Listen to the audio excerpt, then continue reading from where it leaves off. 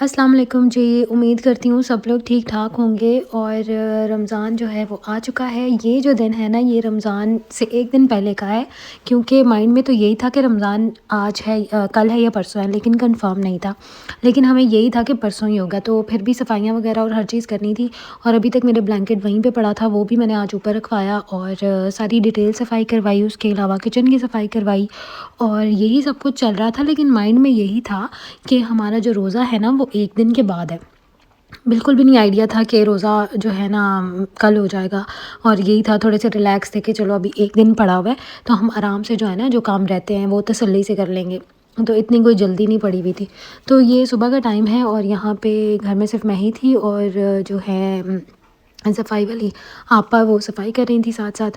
और साथ में मुझे था कि मैं कुछ लाइट सा बना लूँ, तो आलू अंडे बनाए थे मैंने। और इसको मैंने मसाला वगैरह सारा डाल के और उसके अंदर आलू पहले से डाल दिए थे, क्योंकि आलू को थोड़ा-सा टाइम लगता है। तो उसके बाद ये इसके अंदर अच्छी तरह जब पक जाएँगे, उसके बाद इसमें मैंने अंडे डाल देने हैं और सिंपल से जो है ना तैयार हो जाते हैं। मैं ज़्यादा स्पाइसेस नहीं डालती। मेरा फ़ोकस होता है कि जो फ्लेवर है ना, वो सब्ज़ी का, ये गोश्त का फ्लेवर वो इटसेल्फ वो निकले। तो बहुत ज़्यादा मिर्चें नहीं मैं डालती, बाकी सारा कुछ डालती हूँ। तो यहाँ पे मैंने टमाटो को जो है पेस्ट टमाटर का वो बना के डाल दिया था। और ये बहुत ही अच्छे से ना, दही भी डालती हूँ मैं, थोड़े खट्टे-खट्टे बन जाते हैं। तो यहाँ पे इसकी बड़ी अच्छी सी क्या कहते हैं सॉस टाइप बन गई थी। और इसके अंदर मैंने सब्ज़ मिर्चें जो भी डालते हैं, अदरक मैं थोड़ा सा ज़्यादा डालती हूँ, क्योंकि अंडा जो है ना उसमें अदरक बहुत मज़े का लगता है। चाहे वो इस तरह के मिक्स अंडा हो या ऑमलेट हो, मैं अदरक का इस्तेमाल ज़रूर करती हूँ। बचपन में अदरक अच्छा ही नहीं लगता था, मामा कहती थी खाओ, इसमें ये फ़ायदा है, इसमें ये फ़ायदा है। और हम लोग कहते थे बस हमें तो ये खाना ही नहीं है ना, निकाल निकाल के फेंकते थे हम। और ज़रा सा भी कहीं मुँह में बाइट आ जाती थी तो हम खाना ही छोड़ देते थे। तो मामा के घर की और मामा की बहारें तो बहुत ही अलग होती हैं ना। तो ख़ैर यहाँ पे उसके बाद मैं अंदर आई थी, मैंने ये ड्रेस निकाला था, ये बीजे से मैंने लिया था 3 पीस लॉन का और स्टिच मिल गया था। और जो है ना कपड़े सिलवाने में बहुत ज़्यादा खपत होती है मेरी, तो मतलब मुझे नहीं ये पसंद। मुझे इतना खपना पड़ता है ना, लेस लो, ये करो, वो करो और फिर सिलवाओ। और अगर अच्छा ना सिले तो आपको एक अलग ही किस्म की टेंशन होती है कि यार आपका इतना टाइम वेस्ट हुआ है। और आपकी एक एक्सपेक्टेशन होती है एक ड्रेस से, अगर वो पूरी ना हो तो फिर बड़ी डिसअपॉइंटमेंट सी होती है। तो ख़ैर ये मैंने वहाँ से लिया था, ये मैंने सोचा था मैं सारे काम करके नहा धो के उसके बाद ये वाला ड्रेस पहनूँगी। तो यहाँ पे जो है बाहर बारिश हो गई। मौसम आपको पता है आजकल कितना अच्छा चल रहा है, कभी सर्दी हो जाती है, ठंडी हवाएँ चलती हैं, कभी बारिश हो जाती है। तो यही सब चल रहा है। यहाँ पे मेरे जो टमाटर हैं जो हमने लगाए थे वो काफ़ी, एक टमाटर तो बन गया था, वो उतार लिया था इन्होंने। और ये सारे जो है ना अभी हरे हरे हैं, तो जब ये होंगे पूरे मैं दिखाऊंगी। मैं डेली इनको देखती हूँ कि ये किस दिन इनका कलर चेंज होगा, तो मुझे बड़ी अच्छी लगती है इनकी प्रोग्रेस। तो यहाँ पे जो है सब्ज़ियाँ लगी हैं, ये हमारे आगे वाले जो अंकल हैं उन्होंने लगाई हुई है। यहाँ पे भी उन्होंने काफ़ी सारे टमाटर लगाए हुए हैं, काफ़ी तरह की सब्ज़ी है। हमें पालक चाहिए थी, तो अंकल ने हमें परमिशन दी भी है कि कुछ भी चाहिए हो तो तुम लोग ले सकते हो। तो यहाँ पे हरी प्याज भी है, वो भी हमने एक ली थी। हमें जितना चाहिए होता है ना, हम थोड़ा सा उतना वहाँ से ले लेते हैं। ये नहीं कभी भी किया कि सब कुछ उतार लें और घर ले जाएँ, क्योंकि ज़ाहिर सी बात है जो फ्रेश सब्ज़ी है उसका यही फ़ायदा है कि जब चाहिए हो वो फ्रेश उतारो और फ्रेश पका लो। तो ख़ैर ये सब कुछ चलता रहता है पूरा दिन, जो है ना आप यकीन करें ऐसे गुज़र जाता है। जो लड़कियां कहती हैं हम क्या करेंगे, हम ये प्लान करें, हम वो प्लान करें, मुझे नहीं पता बाकियों की लाइफ में क्या होता है, लेकिन मेरा जो है ना फ़िलहाल आजकल तो फुल ऑन जो है ना ड्यूटी चल रही है। कभी ये कभी वो, मुझे अपने लिए टाइम नहीं मिलता। इवन अब्बू की डेथ के बाद मैं काफ़ी ज़्यादा स्लो हो गई थी और मैंने सोचा था कि शायद ही अब मैं ना उस रूटीन में वापस आऊँ, लेकिन आप यकीन करें कि हर चीज़ पड़ी होती है और आपको खुद ही करनी होती है वो। तो ये सब कुछ है। जिन लड़कियों की पहले से ट्रेनिंग होती है उनको शायद इतनी मुश्किल ना हो, लेकिन मेरे जैसी बच्ची, घर की छोटी बच्ची जिसको कभी कोई काम कह दे तो वो किसी का काम करके जो है ना एहसान ही जताती रहे, तो उसके लिए ना बड़ी वो, उसके लिए अचीवमेंट होती है कि अच्छा वो ये भी कर रही है, वो भी कर रही है। मैं खुद को ही वो जो है ना थपकी देती रहती हूँ कि वाह तुम ये भी कर रही हो, तुम ऐसे हो। मेरे तो घर वालों की यकीन नहीं आता। तो ख़ैर यहाँ पे मैं ना इमली आलू बुखारे की चटनी मस्त होती है, मतलब मामा के घर हम लोग ग्रीन चटनी भी बना के रखते थे। इमली आलू बुखारे की भी ये सारी प्रिपरेशन जो है ना, एक रमज़ान की वो एक्साइटमेंट भी होती है और वो हम करके रखते हैं। तो वहाँ पे अब क्योंकि मेरी बहन की तो शादी हो गई थी, मैं ही थी तो मैंने करनी होती थी। तो यहाँ पे भी मैंने सोचा इमली आलू बुखारे की चटनी साथ साथ बना लेते हैं। ये मैंने रख दी थी, इमली का पल्प पहले निकाला पका के। उसके अंदर हमने डालना है काली मिर्च, थोड़ी सी लाल मिर्च और नमक, चीनी और ज़ीरा। ये 4 चीज़ें मैंने इसके अंदर डाली थी। हस्बे ज़ायक़ा आप डाल लें, कोई मसला नहीं है। और इस तरह से इसको पकाना है। उसके बाद जो आलू बुखारा है ना, उसको आपने देखा जैसे मैंने सोक करके रख दिया, जब वो सॉफ्ट हो गया उसको मैंने पका लिया और उसके बाद जो है ना मैंने उसको ग्राइंड करके उसका पल्प डाल दिया और बाद में इन सबकी गुठलियाँ अलग करके दोबारा से ग्राइंड किया और फिर दोबारा से पकाया और ऐसी थिक सी चटनी बन जाएगी जो कि बहुत अच्छी लगती है पकौड़ों के साथ। यहाँ पे मैं सहरी बना रही हूँ, हमें अचानक से ही पता चला, तो कोई ख़ास तैयारी नहीं थी, ना ही कोई सहरी का सालन वालन बना हुआ था।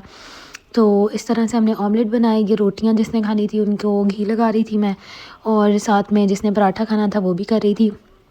तो जनाब आजकल आपकी बहन की जो है फुल ऑन ड्यूटी है, सहरी, इफ्तारी और इफ्तारी के बाद की चाय और उसके बाद जो है उसके बाद जिसने खाना खाना है उसकी रोटी।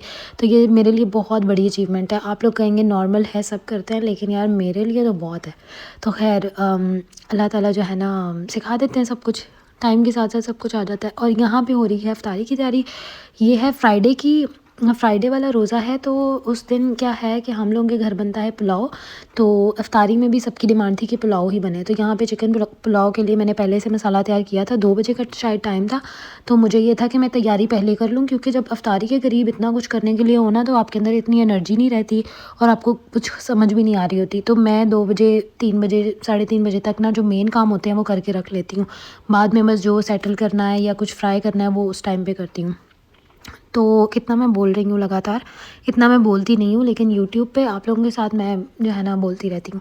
यहाँ पे मैं पकौड़ों का जो मिक्सचर है वो मैंने बना के रखा था। मैं पकौड़ों में हर चीज़ ही तकरीबन डाल देती हूँ, सब्जियाँ डाल देती हूँ जो जो भी अवेलेबल हों, बंद गोभी भी डाल देती हूँ। लेकिन आज मैंने ऐसा कुछ नहीं किया, इसमें आप कुछ भी डाल सकते हैं। मैं जो करती हूँ ना, मैं क्या कहते हैं, आलू जो होता है उसके मैं 2-3 तरह के स्टाइल से काटती हूँ। गोल गोल भी काटती हूँ, लंबा लंबा और बारीक बारीक भी काटती हूँ, और जो छोटी छोटी क्यूब्स होती हैं ना वो भी काटती हूँ।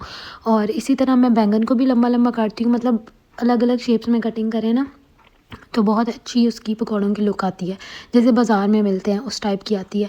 उसके अलावा इसमें पालक डालती हूँ, 2 चम्मच दही डालती हूँ और धनिया डालती हूँ, मिर्चें डालती हूँ, वो सारी चीज़ें जो सभी डालते हैं वही सब होता है। लेकिन मेरे पकौड़े बहुत अच्छे बनते हैं क्योंकि हमारे घर में ज़रा प्रोफेशनल टाइप की चीज़ें बनती हैं। तो अब्बू को इस तरह के पकौड़े पसंद होते थे, तो अब तो बात बात पे अब्बू की बात आती है और फिर दिल करता है कि बस बैठ जाओ और उनको याद करते रहो। तो अगेन इस वीडियो में भी याद आ गया, आप सब ने मेरे अब्बू के लिए सूरह फातिहा पढ़नी है, एक बार ये कर दिया करें, मेरे लिए ये बहुत बड़ा तोहफ़ा होगा। तो यहाँ पे मैंने इसके अंदर क्या डाला है, मसाला पहले मैंने भून लिया था उसको, मतलब चिकन को फ्राई कर लिया था ज़ीरा और नमक और प्याज डाल के, जो मैं हमेशा करती हूँ। उसके बाद मैंने इसके अंदर लहसुन, अदरक, सब्ज़ मिर्चें और टमाटर भी इस बार मैंने डाल लिए थे। वैसे ज़रूरी नहीं है कि आप टमाटर डालें, तो उसका पेस्ट बना के वो डाल लिया था। और इसमें तेज़ पत्ता है बड़े वाला, एक तो छोटा होता है ना उसको कड़ी पत्ता कहते हैं, ये तेज़ पत्ता है, इसको वो मतलब यही बोलते हैं। इसके साथ साथ मैंने कटर की मदद से जो है ना सैलड काट लिया था, लेकिन उसके साथ साथ उसने मेरा हाथ भी काट दिया था। जो थंब वाला है मेरा ना एक फिंगर कट हो गई थी इससे, लेकिन क्या फ़र्क पड़ता है, काम तो करने हैं। फिर मैंने उसको सनी प्लास से मैनेज किया और यहाँ पे मैंने चावलों में पानी डाल के रख दिया था क्योंकि टाइम हो गया था इफ़्तार का, और लाइक 20 मिनट या 25 मिनट रह गए थे जब मैंने इसमें पानी डाल दिया था। और इस साइड पे मैंने जो है मिक्सचर मिक्स करके और नमक, मिर्च, हल्दी, उसके अलावा ज़ीरा और धनिया, हाँ बस यही डाला था मैंने। इसको करके मिक्स कर लेना है और इसके अंदर बेसन आपने डालना है। बहुत ज़्यादा जो है ना, ज़्यादा बेसन भी नहीं होना चाहिए, इसका मेन काम होता है आपके पकौड़े की फ्राइंग में और उसकी लुक में। जो बेसन और पानी की मकदार है ना वो बहुत इस टाइप की होनी चाहिए, बहुत ज़्यादा पतली नहीं होनी चाहिए, बहुत ज़्यादा थिक नहीं होनी चाहिए। तो इस तरह के आपके पकौड़े बनेंगे। तो यहाँ पे जो है चावल भी तकरीबन तैयार हो रहे हैं और पकौड़े भी। मेरे ससुराल वालों को भी मेरी सारी चीज़ें तकरीबन बहुत अच्छी लगती हैं। तो प्रॉपर रेसिपी शेयर करने का टाइम अब नहीं मिलता, लेकिन मैं आहिस्ता आहिस्ता कोशिश करूँगी। एक और रेसिपी मैंने आप लोगों के लिए रिकॉर्ड करनी है जो बहुत ही वायरल है, तो वो मैं आप लोगों के साथ शेयर करूँगी। इस तरह जो है ना प्रॉपर रेसिपी नहीं मुझसे बताई जाती, तो क्योंकि यहाँ पे जल्दी जल्दी काम करना होता है। मामा के घर तो मैं प्रॉपर कर लेती थी ना कि कोई अब किचन में नहीं आए, मुझे ये करना है वो करना है। तो फिर मिलते हैं नेक्स्ट वीडियो।